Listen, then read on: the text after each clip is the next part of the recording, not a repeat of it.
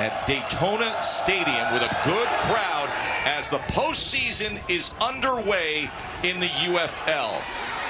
Azukaman on the return as he spins free and is finally corralled just beyond the 40-yard line. Ball came out at the end, and it does stay indeed with DC. So Jason Bean started at Kansas.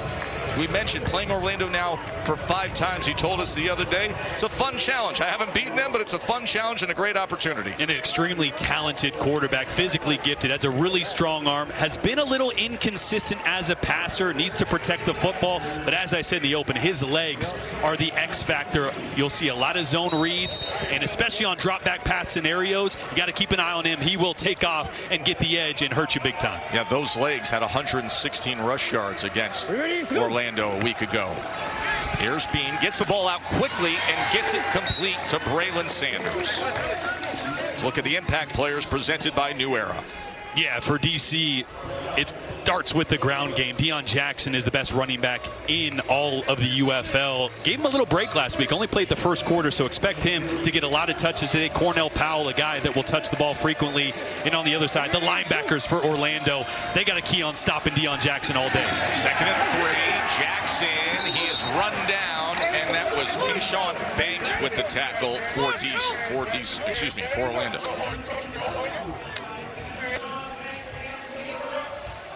Boy, Fred Kais, the ops coordinator for DC, he was the assistant coach of the year last year. Obviously now without his MVP caliber quarterback in Jordan Ta'amu, the offense has changed a little bit. This is an offense that went at their best with Jordan Ta'amu. A lot of deep shots downfield. Vertical passing game was their bread and butter. Now it's going to be how many different ways can you run the football with Deion Jackson and Jason Bean.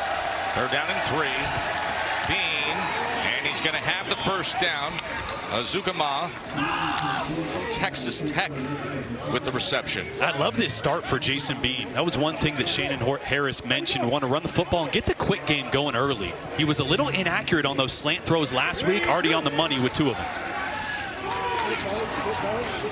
Jackson gets it inside the 40, tackled by Buggs. Isaiah Buggs, the former Alabama Crimson Tide defensive lineman with another big year. Yeah, Donnie Abraham's group is one of the best in the UFL. Numbers-wise, they give up a lot of yards, but they are the best where it counts. #1 in the red zone, #1 3rd down, and #1 scoring defense in the UFL. So they'll let you move the ball, but they're really good when it counts.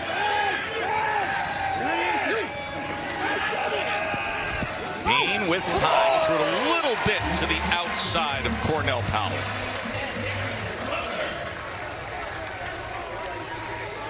Tell you, Jordan, they're starting to squeeze that option route. He's trying to sneak it into a small window. He's got to be cognizant of that back Deion Jackson being out there in the flat. Just play pitch and catch and let him do the rest. And he's got to be very careful with his eyes. Orlando keyed on his eyes last week, got an interception. Already, he's staring things down early in the quick game.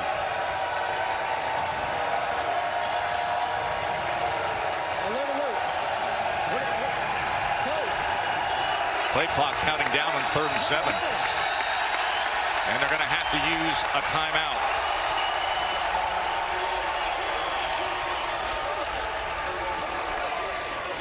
Good crowd here as they move this game to Daytona Beach, but the supporters of this Orlando Storm team making a little bit of noise. Year #1 for this franchise in Orlando. We're picking up all the noise, like literally right now. Yeah, everything. Oh my God, it's right now. Looks like some issues with the headsets on the DC side because of that noise. Give us the play.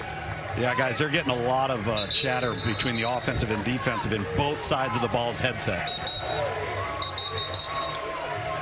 And that was just a scenario on that 3rd down where Jason Bean was trying to check the play. They were in too high. They only had 5 guys in the box, so he was trying to check to a run, just ran out of play clock. Remember, just his 2nd start here with DC after being acquired midseason from Louisville, so still working on some communication and shaking off some rust. 3rd down and 7 after the timeout. Bean with time. And Bean will get it complete as Kuti shakes free is inside the 20-yard line. Well done by Jason Bean. They're 2 for 2 on third down on this opening drive. Boy, first off, watch the protection in the pocket that Jason Bean's going to get. Very comfortable, throws a great ball. Actually anticipated that one because there was a lot of contact for Kiki QT at the top of his route. That is another very confident throw from Jason Bean, and I love this start for him already. Jackson, he is met after a gain of about 2. Yeah, this is an area in the red zone where DC really struggled last week, just 2 of 6. Obviously, traditionally throughout the year with Jordan Ta'amu, this was an area where they were very successful. And this is an area that if I'm Fred Kais, I want to use Jason Bean's legs, use his athleticism as a weapon down here, force those linebackers to account for him in the run game.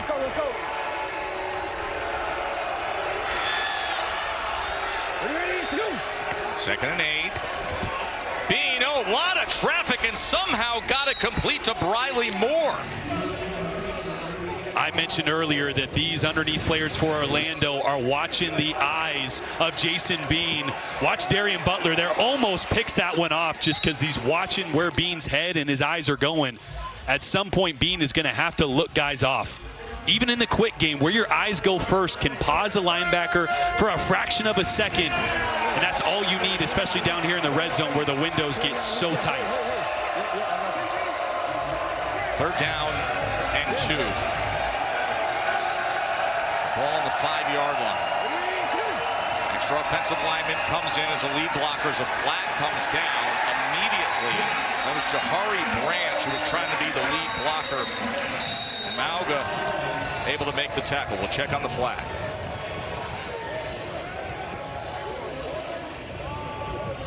I mean, this is going to be there is no foul on the play. The player is properly reported. It's fourth down. Field goal, field goal, field goal, field goal. Yeah, Gunnar Britton there, one of those guys that had to declare. He's a guy they just signed this week. Had been with DC for a number of years, but opted out and retired before the season.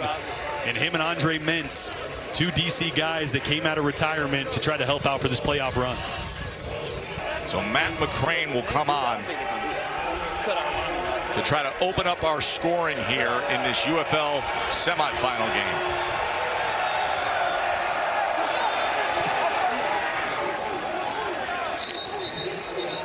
Flag is down as you saw a lot of movement at the line of scrimmage.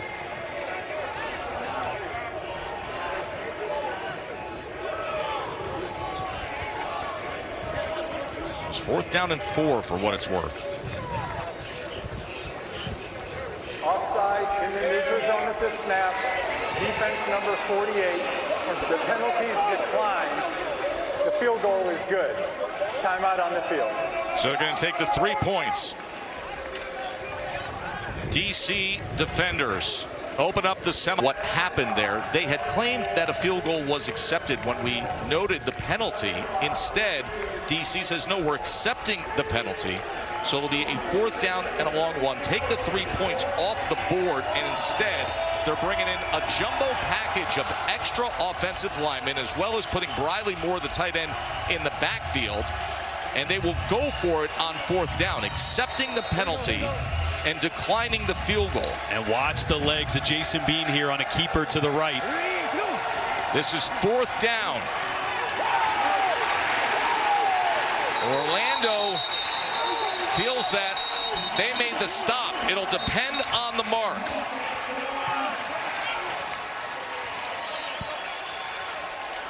Boy, it was a read for Jason Bean. He's got the opportunity to pull this if he wants.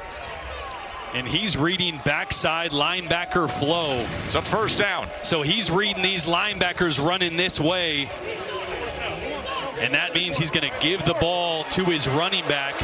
It's the right read, just doesn't get the press. Doesn't get the push that he wanted up front there.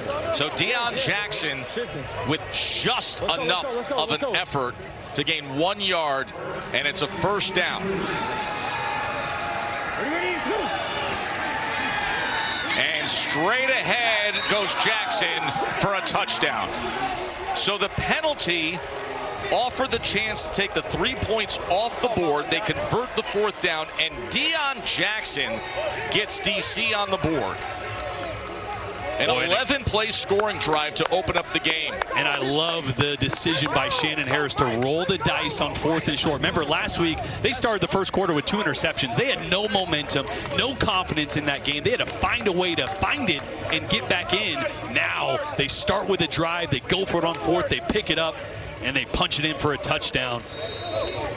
Jordan, you talked about Jason Bean and what he could offer early on, what a difference a week makes. He was 4 of 5 for 48 yards, managing that drive, and then the 4th down conversion, and Jackson capping it with a touchdown run.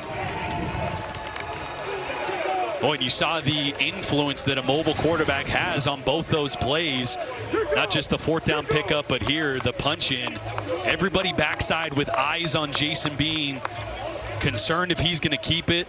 Michael Maietti there, the center, with a great lead block. Gets all the way into the end zone. Shannon Harris loves it.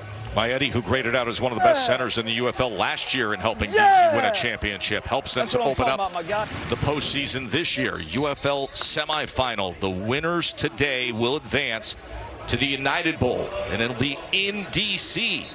DC trying to get back home and play on their home field. That'll be next Saturday, June 13th, and we will have coverage of that right here on ABC. And this is going to be something to watch for Anthony Becht and his defense, because like that 4th down play that I was showing you, the linebackers are flowing where Jason Bean is. So maybe that really starts to open things for Deion Jackson. And DC the last 2 games has ran for over 200 yards in each of those. They've had their way on the ground. This is exactly the start DC wanted. Well, when they're overcommitting too, Jordan, it makes the read for Jason Bean very, very clear on whether to give or pull. Simple formula if it happens that way, and Bean did a good job of managing the 11-play drive to open things up. Here's Jayshawn Corbin on the return for the Storm. Corbin, really nice return as he's out past the 40-yard line. And that sets things up for Jack Plummer, who was named All UFL this week. Of course, the front runner for the league MVP, the league's leading passer. 17 touchdowns framed against just 1 interception. Yeah, and this offense has been so explosive through the air, but miraculously, and the most impressive thing is how efficient. 255 straight attempts without an interception from Jack Plummer. He's been so good at protecting the football.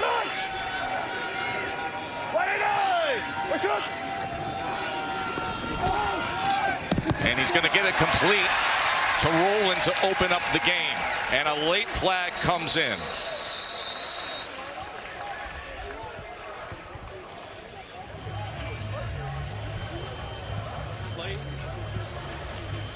Chris Coit is our referee. After the play, personal foul, defense number 7. 15-yard penalty added to the end of the play. First down. That's Joe Wallace, the nose tackle, in his 4th year with DC. Joe Wallace, one of those guys that plays with so much emotion, and that's just completely accidental from Joe Wallace. He's doing a good job trailing the play there, just catches the helmet. That's a ticky-tack call, guys. I agree. I don't like that flag one bit. A great field position here. Second play for Orlando. Catch, corner catch. Play action. Plummer downfield and just beyond Chris Rowland. Let's take a look at today's impact players presented by New Era. Yeah, Chris Rowland's one of them, and Elijah Badger, the other receiver for Orlando, is the other. This is the heavyweight matchup. 2 of the best receivers in the UFL versus 2 former first-round draft picks in the NFL, DeAndre Baker and Garyon Connolly. This is the most talented secondary, in my opinion, in the UFL. Maybe not the best numbers-wise, but when they man you up, they have the skill set to go toe-to-toe. That'll be the matchup that dictates this game. 2nd and 10. This is Dotson. And he is met and just trying to get his way back to the line of scrimmage. That was Sam Kidd, the strong safety, who was a star with James Madison, leads the team, leads DC with 50 tackles. And another star in the making is Colin Thompson, the play caller for Orlando. He's a guy that is young in his career, had never called plays before this year. Remember, Orlando lost their play caller, Kyle Caskey, to the Vikings in late February. Right before camp, Colin Thompson took over play calling, and he has been absolutely fantastic. Really close relationship with Jack Plummer, and it shows. 3rd and 10. They go underneath to Rowland, but Rowland is wrapped up. He's so dangerous when he has just a little bit of space, but Curtis Jacobs and the defense did a nice job there. Boy, and if Curtis Jacobs doesn't make that tackle, Chris Rowland is off to the races. Blake Baker is an aggressive play caller. He's willing to take chances, so a lot of times this defense won't be so traditionally or fundamentally sound. He's willing to take risks. Sometimes it pays off, sometimes it doesn't. That time it did. Michael Lance with a 47-yard field goal attempt.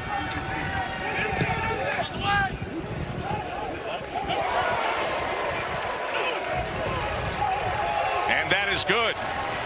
Little time to judge it from the officials. Continuity and having to overcome now the loss of their star quarterback Jordan Ta'amu, with Jason Bean at quarterback. Look good early on. 7-3. Winner advances to the 2026 United Bowl.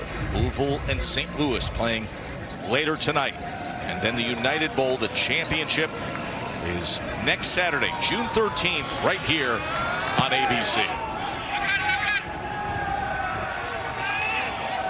Valladay on the return, as he weaves his way out towards the 35-yard line. Well, Jason Bean did a great job in the quick passing game on that last drive. You see there 4 or 5, 48 yards. I mentioned his eyes are going to be really important as Orlando's starting to key on that. But this is a DC team that is used to creating explosive plays downfield. How much confidence does Fred Kais have in his quarterback, who, remember, threw an interception on a deep throw early in the game last week, to take a couple of those shots and try to soften this Orlando defense up a little bit? Yeah, threw an interception on the second pass of the game last week. Then had a very costly mistake in the 3rd quarter when they were trying to bring it in for a score. It was a 3rd and goal, and it was returned for a pick 6. Bean is incomplete as Sanders couldn't hold on to it. This was that drive I was talking about. Great completion there to Kiki QT on a 3rd down, kept the drive alive. The quick passing game got him into the red zone, and then it was the run game that's been their bread and butter the last 2 weeks against this Orlando defense. Deion Jackson punching it in for the touchdown.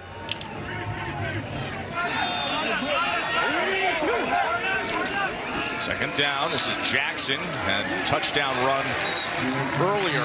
This time he is taken down by Fabian Lovett, former Florida State defensive tackle. And the reason I mention the shots and the explosive plays downfield, because right now if you watch this Orlando defense, those safeties, Mish Powell, he's walking all the way down into the box. They are expecting run on early downs. So they're loading the box and they're forcing these 3rd and longs, not where DC wants to be with Jason Bean. And you can see it here on 3rd and 7. As Briley Moore shifts over, good looking tight end. Here's Bean on 3rd down. Trying to extend the play. He's always dangerous with his legs, and you get a glimpse of it right there. DC now 3 of 4 on 3rd downs. And this is what Orlando can't do. Watch Chris Garrett here rush past the distance of the quarterback, right? You cannot try to win with speed on the outside, because Jason Bean will step up and then step out and hurt you with his legs. So as a pass rusher, Orlando has to focus on being unselfish. Don't even try to get to him. Just try to keep him in the pocket. That's what Anthony Beck said. We want him to operate from the pocket. We can't let him get a lane like he just did. Trying to get the ball out quickly. And it was incomplete, trying to connect with Powell. But Shannon Harris had a conversation with us the other day, and it was one of the things he said immediately, that Jason Bean has the legs to erase some mistakes. That is the great benefit of what he brings. Remember, replacing Jordan Ta'amu, who is out injured for the season. Ta'amu was the UFL Championship game MVP a year ago with 390 yards and 4 touchdowns, and he had this team in position again. Now here's Bean, and here's a shot downfield.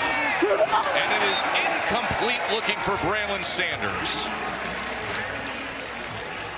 This is such a great throw from Jason Bean. He's going to get a little stutter from Braylon Sanders, and he's their deep threat. He's the guy they want to go to, and that is right on the money. That's now 2 drops from Braylon Sanders early in this game, with Brandon Sebastian just a step behind Sanders. That is one that I know I'm biased as a quarterback, but you got to bring that one down.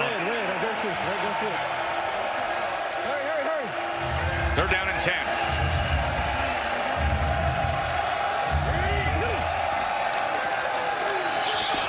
Bean gets it complete for a first down to QT. Kiki QT with the reception. And this is a big-time throw. Watch how he layers this football. Gets it up and over the linebacker there to QT, right in that soft spot of the single high zone. That ball has got